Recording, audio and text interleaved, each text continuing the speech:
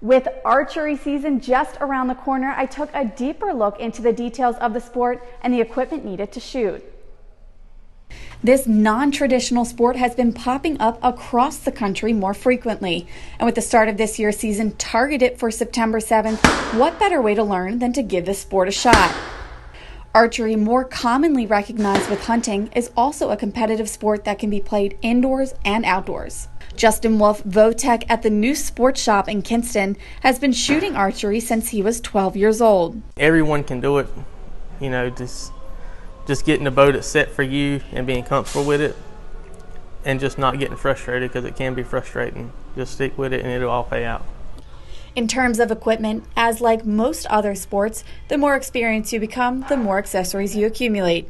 But to start, beginners can choose from one of two types of basic bows: a recurve bow, which is traditionally shown in movies like The Hunger Games, or a compound bow. You have traditional, which is recurve, long bow, kind of like back in the day, if you will.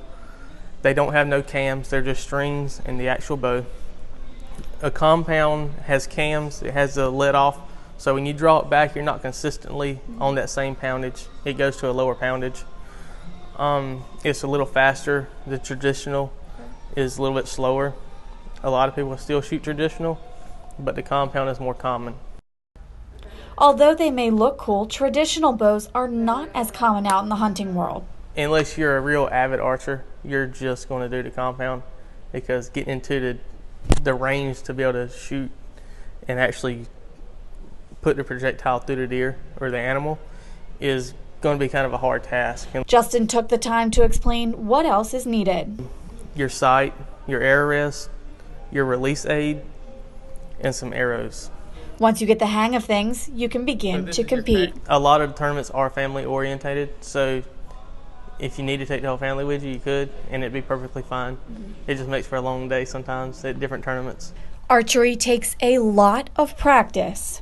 I try to shoot every day. Some customers come in and we're shooting late afternoon. They want to stay when I get off. We'll shoot a little bit. So it's a good bonding time for the customers and I.